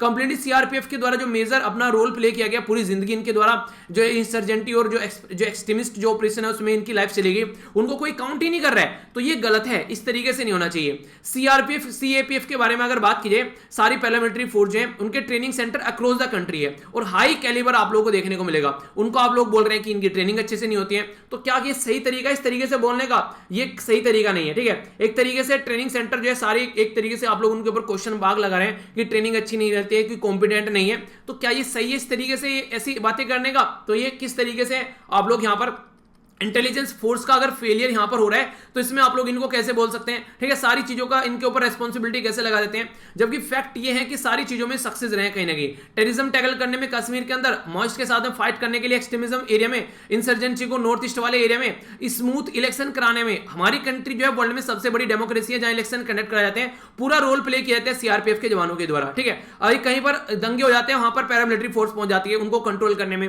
उनको कोई उसका श्रेय नहीं देता है। अगर आर्मी कुछ कर दे तो सब श्रेय देते हैं, अच्छी बात है, चलिए सैल्यूट करना चाहिए आर्मी है अपनी, पर लेकिन यार इनको भी आप लोग कम क्यों आके? अगर बात करें कैंटीन के बारे में, आर्मी को सारी कैंटीन की फैसिलिटी दी जाती है, जबकि आर्मी के साथ में बॉर्डर पर रहते भी हैं, इनको ढंग से कैंटीन की फैसिलिटी भी नहीं मिल पाती है। पेंशन के बारे में बात करें, इनकी सैलरी के बारे में बात करें, बहुत जगह ऐसे मुद्दे हैं जब दोनों को कंपेयर करते हैं तो यहां पर यह बोला जाता है कई बार कि पैरामिलिट्री फोर्स जो है वो ऐसी जगह आ गई है, ना तो ये पुलिस है और ना ये आर्मी है, बीच की हो गई है। ठीक है, तो यहां पर ऐसी कंडीशन आप लोगों को देखने को मिलती है।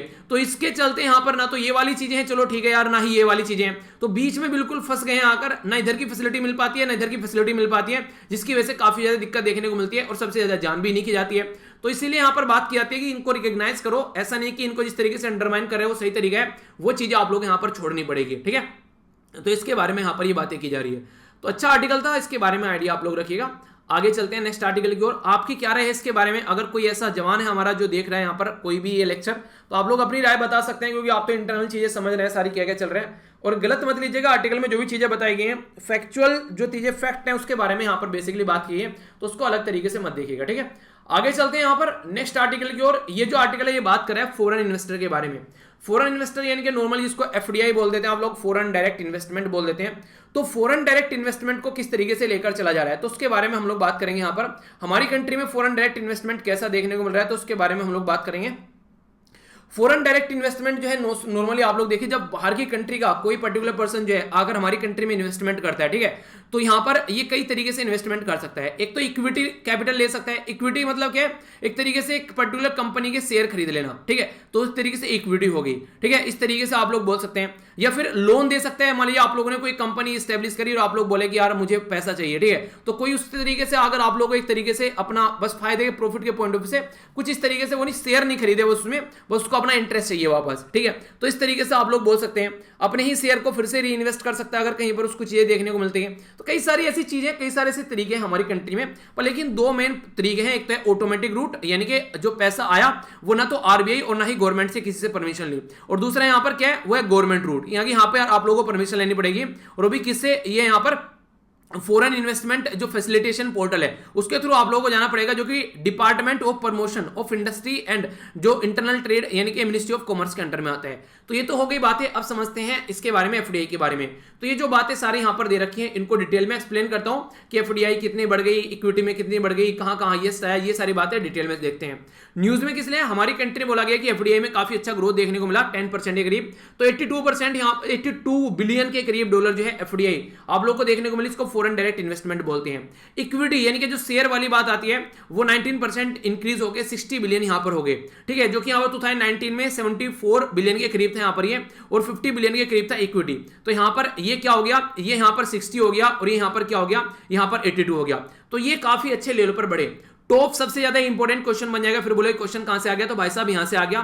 टॉप इन्वेस्टर कौन है यहां पर, सिंगापुर, यूएसए, ये इसी के साथ में मॉरिशस, जो कि देखने को मिलेगा आप लोग काफी लार्ज स्केल पर। ये छोड़िए, इसको यहां पर परसेंटेज याद रखने की जरूरत नहीं है, पर हाँ ये जरूर याद रखिएगा कि कौन कौन कितना यहां पर इन्वेस्टमेंट कर रहा है, ठीक है। बाकी शेयर के बारे में जो यहां पर बात करें, साफ ग्रोथ कहां पर देखने को मिला, सऊदी अरेबिया में 2019 में 90 मिलियन करते थे यहां पर ये इन्वेस्टमेंट डॉलर, अब यहां पर इनके बढ़कर 3 बिलियन के करीब हो गए। तो काफी ह्यूज इन्वेस्टमेंट है, यानी कि लगभग 3 गुना यहां पर इन्वेस्टमेंट सऊदी अरेबिया से आगे उनको लगा। मौका है तो चौका मार लो, अच्छा खासा माहौल है देश के अंदर, पैसा कमा लो।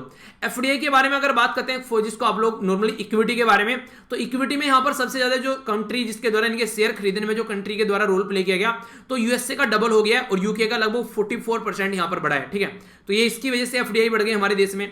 गुजरात के अंदर सबसे ज्यादा एफडीआई मिली यहां पर 37%, महाराष्ट्र के अंदर दूसरे नंबर पर 27% और कर्नाटक के अंदर तीसरे पर्सन पर 13%, ठीक है। तो यानी कि गुजरात, महाराष्ट्र और कर्नाटक, इसको कैसे आप लोग देखिएगा, इसके बारे में कोई कंफ्यूजन आप लोगों को नहीं होना चाहिए। यहां पर हो गया गुजरात, यहां पर हो गया महाराष्ट्र और यहां पर हो गया कर्नाटक, यानी कि ऊपर से नीचे आते आते यहां पर एफडीआई भी गिर रही है और ऊपर से नीचे आते आते यहां पर जो स्टेट भी याद रख लीजिएगा। तो कंबाइन कर इस तरीके से देख लेना, ठीक है। तो सबसे ज्यादा गुजरात, फिर महाराष्ट्र, फिर कर्नाटक एफडीआई के मामले में। सबसे ज्यादा किस एरिया में आई एफडीआई, तो सबसे ज्यादा कंप्यूटर, जो भी कंप्यूटर और जो सॉफ्टवेयर है, हार्डवेयर, उसमें देखने को मिला, क्योंकि आईटी का जमाना है तो सबसे ज्यादा इन्वेस्टमेंट यहीं पर निकल कर आया। इसी के साथ में कंस्ट्रक्शन इंफ्रास्ट्रक्चर, ढांचा कोई बनाना है, पुल बनाना है, बांध बनाना है, 13%। इसी के साथ में सर्विस सेक्टर के अंदर, जो कि जैसे एजुकेशन एक सर्विस है, ठीक है, कोई वकील, कोई डॉक्टर की सर्विस है, तो यहां पर 8% के करीब यहां पर देखने को मिला, ठीक है। तो ये इंपॉर्टेंट जो आप लोगों से पूछा जा सकता है, ये और ये दोनों काफी इंपॉर्टेंट है, जो कि एक आइडिया जरूर रखिएगा। अगर बात करें अभी ये इसके बारे में, इतनी सारी बातें मैंने आप लोगों को बताई, इंपॉर्टेंट बात क्या है यहां पर, इंपॉर्टेंट बात ये कि जो भी एफडीआई हम लोग बोल रहे हैं, ये एफडीआई आ गई, वो एफडीआई आ गई, तो यहां पर जो इन्वेस्टमेंट बढ़ रहा है, जो अच्छी अच्छी बातें हैं वो गवर्नमेंट वो तो बताती है, पर लेकिन जो नेगेटिव बातें हैं उनको सबको छुपा कर ले जाती है। बोला क्यों जा रहा है ऐसा, ऐसे इसलिए बोला जा रहा है क्योंकि अभी रिसेंटली जो भी इन्वेस्टमेंट यहां पर है, ये सारा लगभग आप लोगों को शॉर्ट टर्म इन्वेस्टमेंट देखने को मिलेगा, यानी कि ये ऐसा है कि आया और चला गया। ये ऐसा नहीं कि लंबे समय तक टिकाऊ वाला इन्वेस्टमेंट आप लोगों को ज्यादा देखने को नहीं मिलता है। तो इसके चलते कई सारी कंपनी आज के दिन में हमारी कंट्री में इन्वेस्टमेंट करने से बच रही है। क्यों, क्योंकि हमारी जो बायलैटरल इन्वेस्टमेंट ट्रीटी है उसका डिस्प्यूट चल रहा था हमारा अभी यहां पर वोडाफोन के साथ में और कैरिन एनर्जी के साथ में। तो ये देखने को मिला, हम लोगों ने रेट्रोस्पेक्टिव टैक्स लगाया था यहां पर। रेट्रोस्पेक्टिव टैक्स का मतलब क्या है कि जो कांग्रेस गवर्नमेंट थी उसके द्वारा यहां पर रायता फैलाया गया था, और वो रायता ऐसा था बेसिकली यहां पर, जिसके चलते इनके द्वारा ये कोशिश की जा रही थी कि पीछे से जाकर बैकग्राउंड में टैक्स लगा दिया जाए और वहां से पैसा कमाया जाए।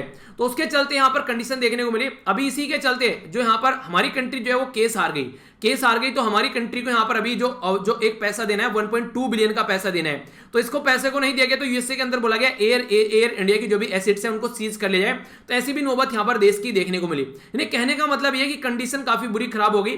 3 ऐसे लीगल डिस्प्यूट थे जो बड़े बड़े, जो यहां पर कई बिलियन डॉलर की डील थी यहां पर, ये जो कि हमारी कंट्री हार चुकी है। तो इसके चलते कंडीशन यहां पर ये देखने को मिल रही है कि आने वाले टाइम में हम लोग अपनी कंट्री की रेपुटेशन नहीं बचा पा रहे हैं। एयर इंडिया के जो जिसको हम लोग प्राइवेटाइज करने की बात करें, फॉरेन इन्वेस्टर इसमें लाने की बात करें, तो उसके जो बेसिकली जो चीजें उनको भी एसेट्स को उनको फ्रीज कर लिया गया। तो हम लोग अगर मोटे मोटे तौर पर देखें तो कहीं नेगेटिव डायरेक्शन में चल रहे हैं, जबकि अच्छी अच्छी बातें बताकर यहां पर गवर्नमेंट जो है वो इन चीजों को छुपाने की कोशिश कर रही है। तो ये बातें हैं यहाँ पर। इसके बारे में कहने का मतलब ये है कि माहौल इतना अच्छा नहीं है जितना दिखाया जा रहा है, चीजें बहुत सारी खराब हैं, तो उनके बारे में हम लोग को बातें करनी चाहिए, एक सही डायरेक्शन में हम लोग को बताना चाहिए कि रियलिटी में चल क्या रहा है। ठीक है, तो ये बातें यहाँ पर बोली गई हैं। ओके, आगे चलते हैं। नेक्स्ट जो आर्टिकल है यहाँ पर ये बात की जा रही है सेफ पीएसयू, जो पब्लिक सेक्टर अंडरटेकिंग होती है उसके बारे में बात की जा रही है। हमारी कंट्री में पीएसयू को बेचा जा रहा है। पीएसयू के बारे में अगर बात करें तो अगर आप लोग प्राइवेटाइजेशन के बारे में बात करें जिसको डिसइन्वेस्टमेंट आप लोग बोलते हैं, तो पहले दो शब्द में आप लोग डिफरेंस समझिएगा। सबसे ज्यादा किसके द्वारा डिसइन्वेस्टमेंट किया गया प्रेजेंट टाइम पे, कौन यहां पर देखने को मिला, तो 47% के करीब अचीव किया गया यहां पर अटल बिहारी वाजपेयी जी के द्वारा, 70% के अचीव किया गया मनमोहन साहब के द्वारा, और 91% के करीब अचीव किया गया यहां पर प्राइम मिनिस्टर मोदी जी के द्वारा। तो कहने का मतलब यह कि अब तक का सबसे बड़ा डिसइन्वेस्टमेंट जो हमारी कंट्री में देखने को मिला, यानी कि सबसे ज्यादा जो हमारे पीएसयू हैं, जो हमारी जो पब्लिक सेक्टर अंडरटेकिंग उनको प्राइवेटाइज किया गया, वो किया गया प्रेजेंट टाइम की जो आज के डेट में एडमिनिस्ट्रेशन है उसके द्वारा। यानी कि अभी फिलहाल सबसे ज्यादा जो प्राइवेटाइज किया गया जो पॉलिसीज को, वो यहां पर किया गया प्रेजेंट टाइम की जो आज के डेट में एडमिनिस्ट्रेशन है इसके द्वारा।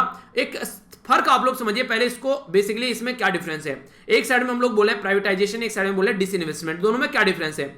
जैसे मान लीजिए आप लोगों ने कोई कंपनी स्टार्ट की, वो कंपनी के 100% शेयर आप लोगों के पास में है, ठीक है, आप लोगों को लगा यार मुझे पैसा उठाना है मार्केट से, तो आप लोगों ने बोला कि हाँ यार कंपनी चल तो रही है पर उस स्पीड से नहीं चल रही जैसे चलना चाहिए। किसी के साथ में आप लोगों ने हाथ मिलाया, उसको बोला कि ठीक है मैं तुमको यहाँ पर 30% शेयर दे दूंगा, ठीक है, पर तुमको यहाँ पर टेक्नोलॉजी लानी पड़ेगी, इन्वेस्टमेंट करना पड़ेगा कम से कम जितना मुझे चाहिए यहाँ पर। अब वो बोलेगा ठीक है 30% शेयर मेरे पर, लेकिन 70% आपके पास में अभी भी डिसीजन मेकिंग कैपेबिलिटी आप लोगों के पास में, तो यहाँ पर ये 30% वाला कुछ नहीं कर पाएगा, आप लोगों के हिसाब से चलेगा। ठीक है, फिर आगे चलकर आप लोगों को लगा और डिसइन्वेस्टमेंट करने हैं, आप लोगों ने क्या किया, यहाँ पर आप लोगों ने 25% और डिसइन्वेस्टमेंट कर दिया। ठीक है, एक तरीके से 25% आप लोगों ने यहां से और शेयर बेच दिए। तो जैसे ही 25% शेयर बेचे, अब आप लोगों के पास में कितने बच गए, आप लोगों के पास में 45 बच गए। ठीक है, तो 45 बच गए। अब आप लोग सोचिए अगर ये दोनों मिल जाए यहां पर, तो 55% शेयर इनके पास में हो गए। अब आप लोग जो है यहां पर बेसिकली डिसीजन मेकिंग कैपेबिलिटी में आप लोगों का दबदबा नहीं रहा। ठीक है, अब यहां पर ये दोनों अगर मिल जाएंगे तो ये डिसीजन लेंगे और आप लोगों के डिसीजन को ये बेसिकली डाउन कर देंगे। तो गवर्नमेंट के बारे में अगर बात की जाए, गवर्नमेंट अगर यहां पर 50% तक का है तो 50% हो गया। अगर गवर्नमेंट के शेयर जो है वो यहां पर बेसिकली 51 से घट गए, तो इसका मतलब ये कि प्राइवेट की साइड में चला गया। यानी कि जब तक 51% शेयर है, जब तक डिसइन्वेस्टमेंट माना जाता है, इसके नीचे जैसे आने स्टार्ट हो गए, मान लीजिए गवर्नमेंट के पास में 49 आ गए और सामने वाले के पास में 51 हो गए, अब एडमिनिस्ट्रेशन की पावर इसके हाथ में चले गई, प्राइवेट के हाथ में, तो अब ये डिसीजन लेगा सारे, क्योंकि गवर्नमेंट माइनॉरिटी शेयर होल्डर हो गया। तो इसके चलते यहां पर दिक्कत देखने को मिलेगी, अब सारे डिसीजन इनके द्वारा लिए जाएंगे, गवर्नमेंट कुछ नहीं बोलेगी। तो सबसे ज्यादा जो प्राइवेटाइजेशन यहां पर किया गया वो प्रेजेंट टाइम की गवर्नमेंट के द्वारा किया गया। ठीक है, तो जो प्रेजेंट टाइम पर जो गवर्नमेंट ऑफ इंडिया का एडमिनिस्ट्रेशन जिनके हाथ में, उनके द्वारा किया गया, इनके मोदी जी एडमिनिस्ट्रेशन के द्वारा सारा काम यहां पर किया गया। तो दिक्कतें क्या देखने को मिलती है अगर इस तरीके से आप लोग लेकर चलते हैं। देखिए प्राइवेटाइजेशन और नेशनलाइजेशन दोनों में डिफरेंस क्या है। प्राइवेटाइजेशन का मतलब है कि प्राइवेट एंटिटी के हाथ में पावर देनी है आप लोगों को, ठीक है, तो वो काम करेंगे यहां पर गवर्नमेंट के हाथ में पावर रहती है। ये क्या काम करते हैं, इनको पूरा मतलब होता है प्रॉफिट से। ठीक है, अगर प्रॉफिट नहीं रहेगा तो इनको कोई फर्क नहीं पड़ रहा है, ये उसको छोड़ के चले जाएंगे बीच में ही, पर लेकिन यहां पर ये प्रॉफिट के बारे में बात नहीं करेंगे। यहां पर ये इनका मोटिव रहता है कि जनता को फायदा पहुंचाया जाए। ठीक है, बेसिकली ये रहता है आप लोगों को, इनका ये रहता है कि सोसाइटी के वेलफेयर के लिए काम करने हैं। ये अगर पोल्यूशन फैल रहा है तो इनको कोई फर्क नहीं पड़ता है, पर लेकिन इसका सोसाइटी में क्या इंपैक्ट पड़ रहा है ये देखेंगे। यहां पर एफिशिएंसी यहां पर अच्छी खासी देखने को मिलती है, अच्छी खासी टेक्नोलॉजी निकल कर आती है। यहां पर इतनी टेक्नोलॉजी नहीं रहती है नॉर्मली, ये इसको इग्नोर करते हैं। ठीक है, इसी के साथ प्राइवेट जो है यहां पर आप लोगों को देखने को मिलेगा बेस्ट स्किल आप लोगों को देखने को मिलती है, पर लेकिन यहां पर पॉलिटिशियन की विल के ऊपर डिपेंड है। पॉलिटिशियन चाहता है तो चीजें बढ़ेंगी, नहीं चाहता तो नहीं बढ़ेंगी। इसी के साथ में मोनोपोली जो रहती है प्राइवेट, वो यहां पर क्रिएट करने की कोशिश करता है। गवर्नमेंट जो होती है वो नॉर्मली एक तरीके सोसाइटी के बेस पर रखता है, यानी कि प्राइवेट वाला मान लीजिए क्या कोई आ गया, जैसे जियो है, जियो बोले कल को भाई साहब इतने में ही बेचेंगे, ठीक है, अकेला मार्केट में प्लेयर रह गया, पर लेकिन गवर्नमेंट क्या बोलेगी इतना अफोर्ड कर सकते हैं उतने में बेचेंगे। ठीक है, तो यानी कि गवर्नमेंट उसको उस तरीके से देगी जितना जनता ले सकती है, तो ज्यादा से ज्यादा लोगों के बारे में सोचा जाएगा। ठीक है, मान लीजिए कल को चलकर आप लोग कोई बिजनेस चलाना है, तो आप लोग ये क्या देखेंगे कि सबसे अमीर कौन है और सबसे गरीब कौन है। ठीक है, तो उसके बीच का कोई प्राइस आप लोग रखेंगे, यानी कि जो अमीर है वो भी यहां पर एक तरीके से उसको लगे कि ठीक ठाक पे करे, और जो गरीब है उसको भी मतलब ज्यादा बर्डन ना पड़े। ठीक है, तो प्राइस ऐसा रखना चाहिए अमीरी और गरीबी के चीज का कि यहाँ पर एक तरीके से यहाँ पर चीजें देखने को मिले। यानी कि कहने का मतलब यहाँ पर ये इसको भी ज्यादा दिक्कत है देखने को मिले उसको पे करने में, और ये तो आराम से पे कर ही देगा, इसके ऊपर तो बर्डन पड़ेगा ही नहीं। तो इस तरीके का प्राइस रखा जाएगा। तो ये काम कौन करेगा? ये गवर्नमेंट करेगी नॉर्मली। प्राइवेट वाला क्या बोलेगा? नहीं भाई मुझे तो इतना प्राइस चाहिए और यही चाहिए मुझे, ठीक है। तो वो बेसिकली इसके बारे में नहीं सोचता है। हमारी कंट्री में बहुत सारे पीएसयू का जो डिसइन्वेस्टमेंट किया गया। अब यहां पर जैसे एलआईसी के बारे में बात करें, ये सोने का अंडा देने वाली मुर्गी है। हम लोग बोले कि यार इसके अंदर तो सोने का अंडा निकल के आता है, इसकी गर्दन काटो और सारे सोने के अंडे एक बार निकाल लो, तो इससे बड़ी बेवकूफी क्या होगी। अब वो लंबे समय में हम लोग को कितने करोड़ों हजार करोड़ रुपए का वो फायदा पहुंचाएगी, और हम लोग क्या करें? डिसइन्वेस्टमेंट कर रहे हैं उसका, और उसमें से पैसा कमा रहे हैं हम लोग। क्या ये सही है? एक तरीके से उस पीएसयू का डिसइन्वेस्टमेंट नॉर्मली करना चाहिए। जो लॉस मेकिंग पीएसयू है, जो प्रॉफिट मेकिंग पीएसयू है, उसका डिसइन्वेस्टमेंट करने वाली तो बात ही होगी। सोने का अंडा देने वाली मुर्गी बेची जा रही है, तो इसका मतलब प्राइवेट सेक्टर के साथ में सारा पैसा दिया जा रहा है, सारा पावर दी जा रही है। तो प्रेजेंट टाइम की गवर्नमेंट के ऊपर कई सारे ऐसे आरोप लगाए जा रहे हैं कि वो क्या कर रहे हैं, वो ऐसे ऐसे पीएसयू जो कि काफी अच्छे लेवल पर हमारी कंट्री को फायदा पहुंचा रहे हैं, वो पिछले 6-7 सालों में काफी लार्ज स्केल पर ऐसे पीएसयू यहां पर बेच चुके हैं। तो इसके चलते क्या ये सही है यहां पर इस तरीके से कोई डिसीजन लेना? हम लोग पार्टनरशिप भी तो कर सकते हैं, फॉरेन कंट्री का इन्वेस्टमेंट ला सकते हैं उसको बढ़ाने के लिए, ठीक है। कल को चल के बोलने लगे कि हम लोगों को तो अपना जो इसरो है उसको हम लोग को एक तरीके से प्राइवेट सेक्टर के हाथ में देना है। क्या ये सही रहेगा? तो ये चीजें हम लोग को अंडरस्टैंड करने वाली है। तो उसी के बारे में बेसिकली बात की जा रही है कि हम लोग को ये चीजें देखनी पड़ेगी किस लेवल पर जाकर हम लोग को चीजों को रोकना है। अगर ऐसे ही चलती रहेगी तो ये काफी लंबे समय तक चीजें टिक नहीं पाएंगी। कल को प्राइवेट वाला जो है वो प्रॉफिट के बारे में बात करेगा, हेल्थ सेक्टर को हम लोग बोल रहे हैं कि प्राइवेट के हाथ में दे देते हैं। प्राइवेट के हाथ में हेल्थ सेक्टर को देने का मतलब सीधा सीधा ये है कि कल को हेल्थ के ऊपर जो भी खर्चा किया जाएगा वो हम लोग खर्चा करेंगे एक तरीके से। तो यानी कहने का मतलब ये है कि वहां पर आप लोगों को ये देखने को मिलेगा कि कहीं ना कहीं आज की डेट में अगर मौका लगेगा तो प्राइवेट वाला जहां भी उसको मौका लगेगा पैसा कमाने का, वो वहीं पर ही पैसा कमाएगा और हम लोग देखते रह जाएंगे चीजों को। जो एक गरीब तबका सोसाइटी का उसको कोई भी फैसिलिटी यहां पर देखने को नहीं मिलेगी। तो ये सारे फंडे यहां से निकल कर आते हैं। तो उसी के बारे में बार बार बात की जाती है, पर लेकिन रियलिटी ये है कि यहां पर गवर्नमेंट जो है वो कहीं ना कहीं चीजें इग्नोर कर रही है, जिसके चलते कंडीशन निकल कर आती है, ठीक है। तो ये कुछ बातें यहां पर बोली गई। आई होप कि आप लोगों के माइंड में क्लैरिटी आई होगी इसको लेकर। आइए आगे चलते हैं। यहां पर बात की जा रही है ट्विटर के बारे में। तो ट्विटर को लेकर अभी यहां पर हमारी कंट्री के जो आईटी मिनिस्टर हैं उनके और जो यहां पर जो ट्विटर के बीच में रस्साकसी चली, तो ये यहां पर ट्विटर को छोड़कर कू पर चले गए और कू पे इनके द्वारा अपना एक तरीके से यहां पर कू किया गया। हमारे से ट्वीट बोलते हैं, कू बोलते हैं, ठीक है। तो इनके द्वारा अपनी बातें बताई गई यहां पर कि हाँ ये चीजें हैं, ये सारी चीजें, मेरा अकाउंट वो कर दिया गया, ब्लॉक कर दिया गया। तो यहां अकाउंट ब्लॉक किया गया। तो रस्साकसी चल रही है ट्विटर के और आईटी के बीच में जो मिनिस्ट्री है। तो देखिए ट्विटर को भी थोड़ा सा औकात में रहकर काम करना चाहिए, पर लेकिन इनको भी कोई डिसीजन लेना चाहिए। तो पॉलिटिकल एक तरीके से अपना एक तरीके से नहीं है कि पॉलिटिकल अपना एक मुद्दा नहीं साधना चाहिए।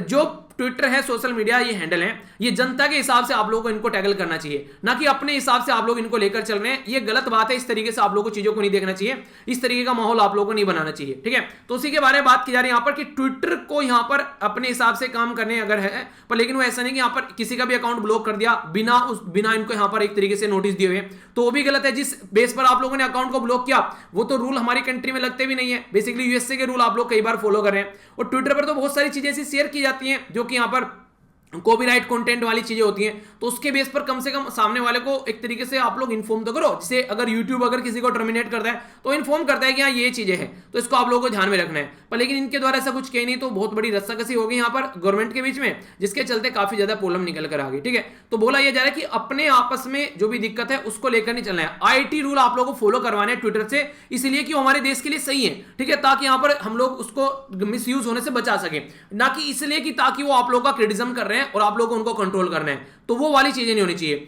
यानी कि जैसे यहां पर इनके द्वारा बोला गया कि मुझे स्ट्राइक आई है, मेरे साथ में दिक्कत देखने को मिल रही है, शशि थरूर साहब के द्वारा भी बोला गया कि भाई साहब ऐसा नहीं कि आपके साथ में ही हुआ है, मेरे साथ भी हुआ है, क्योंकि जिसके द्वारा कोई एक वीडियो क्लिप थी जो शेयर की गई है उस कंपनी के द्वारा कॉपीराइट दी गई है, तब यहां पर ट्विटर के द्वारा स्टेप उठाया गया। पर गलती है कि ट्विटर को एक वार्निंग देनी चाहिए थी, उसने वार्निंग भी नहीं दी। तो दोनों की ही गलतियां, तो आपस का ये इशू बन गया जो यहां पर प्रॉब्लम क्रिएट कर रहा है। तो ये थोड़ा सा देखकर चलना पड़ेगा, ठीक है।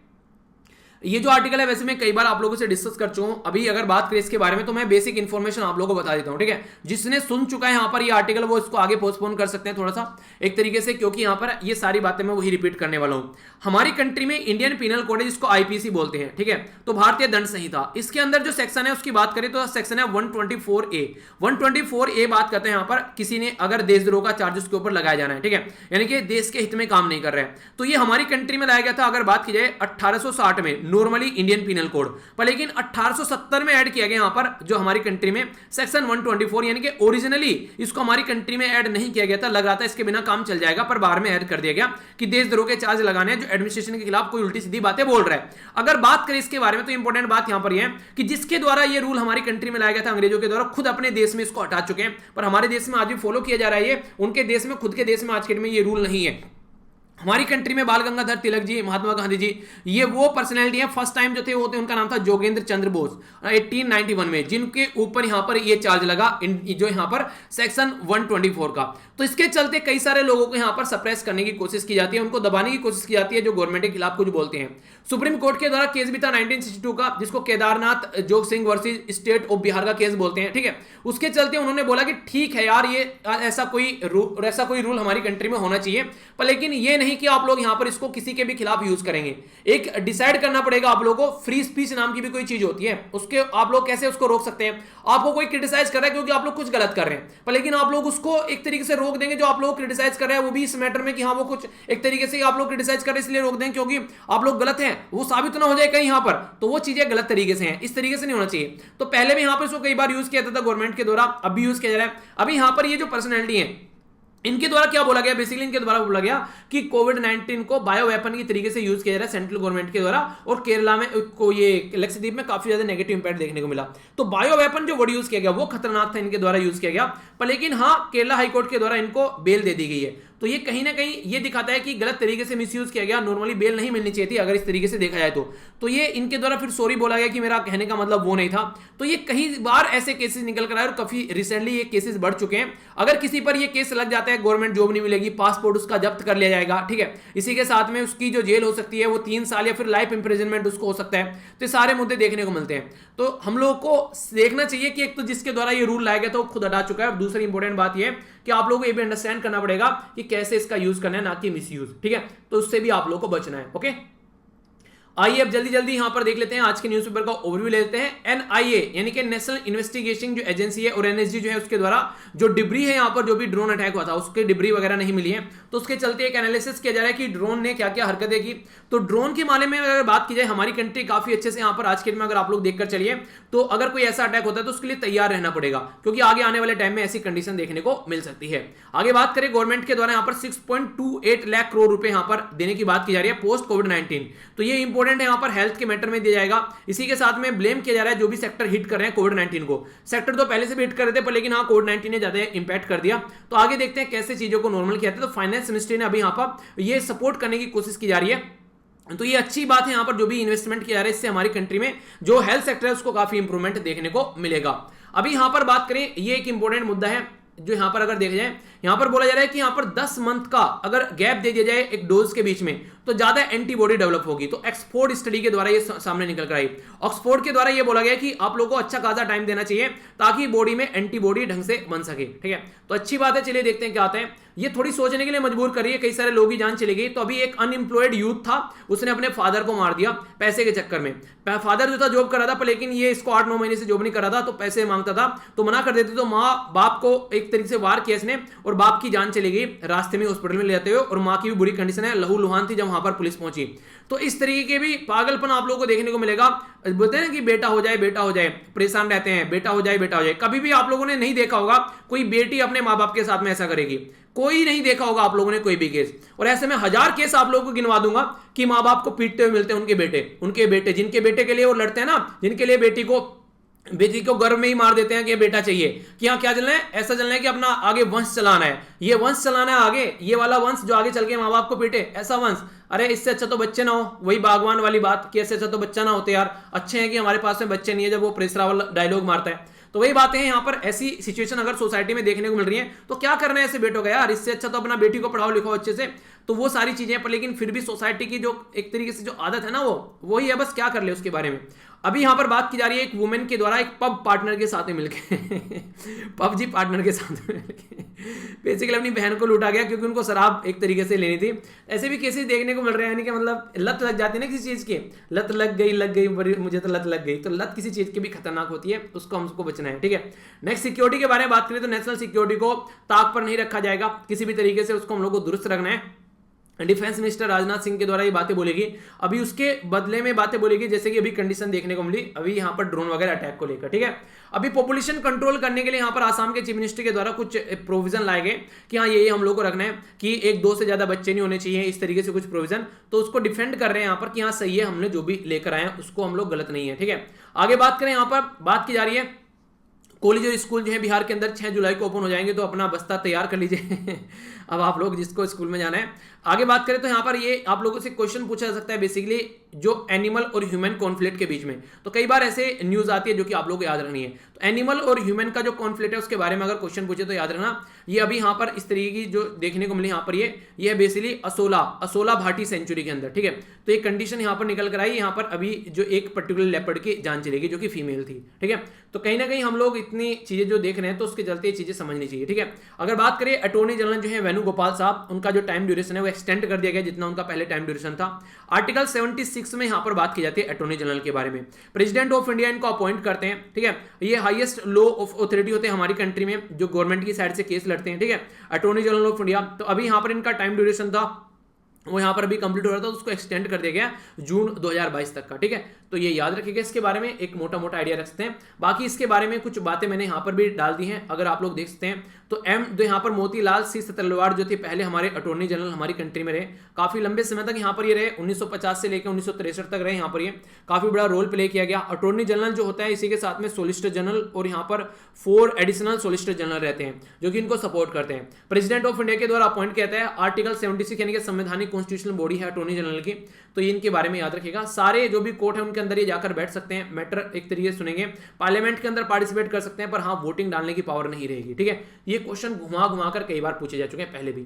आगे बात करते हैं फार्मर के प्रोटेस्ट के बारे में। तो फार्मर का प्रोटेस्ट जो है वो बोला जा रहा है एक तरीके से, वो बोला जा रहा है कि फार्मर जो है लीडर जो है वो यहाँ पर यूनाइट करेंगे अगेंस्ट पॉलिटिक्स ऑफ हेट, यानी कि हेट की जो पॉलिटिक्स चल रही है। उत्तर प्रदेश में इलेक्शन होने वाले हैं, पंजाब में इलेक्शन होने वाले हैं, तो वहां पर कहीं ना कहीं मुद्दा बनने वाला है काफी बड़ा अब इस पर्टिकुलर मुद्दे को लेकर। अग्नि पी मिसाइल यहाँ पर डीआरडीओ के द्वारा, याद रखिएगा डीआरडीओ जो होता है उसको डिफेंस रिसर्च डेवलपमेंट ऑर्गेनाइजेशन बोलते हैं। तो मिसाइल वगैरह डिफेंस रिलेटेड जो भी प्रोग्राम होते हैं डीआरडीओ के द्वारा लॉन्च किए जाते हैं। इसरो, ठीक है, इंडियन स्पेस रिसर्च ऑर्गेनाइजेशन जो होती है ये काम करती है बेसिकली स्पेस सेक्टर में, तो दोनों कंफ्यूजन में नहीं आना आप लोगों, ठीक है। तो अभी डीआरडीओ के द्वारा यहाँ पर अग्नि पी जो मिसाइल है वो यहाँ पर भी टेस्ट फायर की गई।